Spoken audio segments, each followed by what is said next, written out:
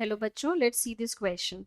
The question is identify the wrong statements. Options are, the statements are: A, the tumor of hematopoietic cells is called leukemia.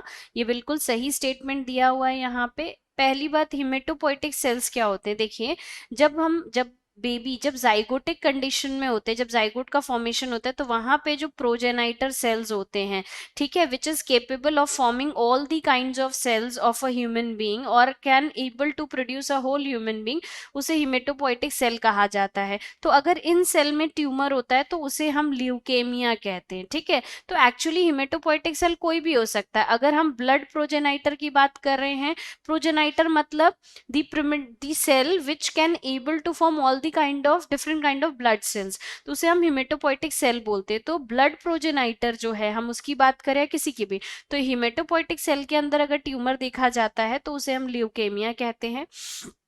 B, cancer arising from the epithelial tissues of internal organs and glands is referred as melanoma. ये आपका गलत statement है, क्योंकि epithelial tissue से होने वाले cancer को हम कार्सिनोमा कहते हैं, ठीक है।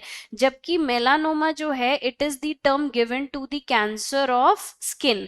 तो जो स्किन कैंसर होता है जहां पे मेलानिन का प्रोडक्शन, तो स्किन कैंसर को हम मेलानोमा कहते हैं। एपिथेलियल टिश्यू के कैंसर को कार्सिनोमा कहा जाता है। See, sarcoma is a type of cancer where bone and cartilages are involve. Exactly true, क्योंकि सार्कोमा जो है वो बोन और कार्टिलेज का और मसल्स का, इवन मसल्स भी इसमें आती हैं, तो मसल्स के कैंसर को भी हम सार्कोमा ही कहते हैं। So this is a correct statement. D, only benign tumours are called as true cancer और न्यूप्लाज्म। बिल्कुल नहीं। देखिए, ट्यूमर होता है uncontrol growth of a cell, तो इसमें दो तरीके के होते हैं। एक होता है बिनाइन ट्यूमर, ठीक है, जो कि बिल्कुल भी आपका जो बिनाइन ट्यूमर है ये रैपिडली ग्रो नहीं करता, बहुत स्लोली ग्रो करता है और ये मेटास्टेसिस शो नहीं करता है।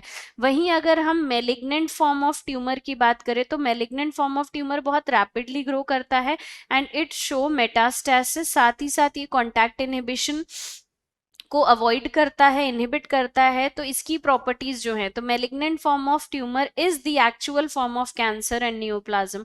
तो अकॉर्डिंग टू दैट ये ऑप्शन आपका गलत स्टेटमेंट, आपका गलत स्टेटमेंट है। और हमको according to question wrong statement choose करना है, तो रॉन्ग स्टेटमेंट आपके सामने है B and D. Let's see where it is given in the options. Options are A and B option B and C only, C option B and D only, and D option A and C.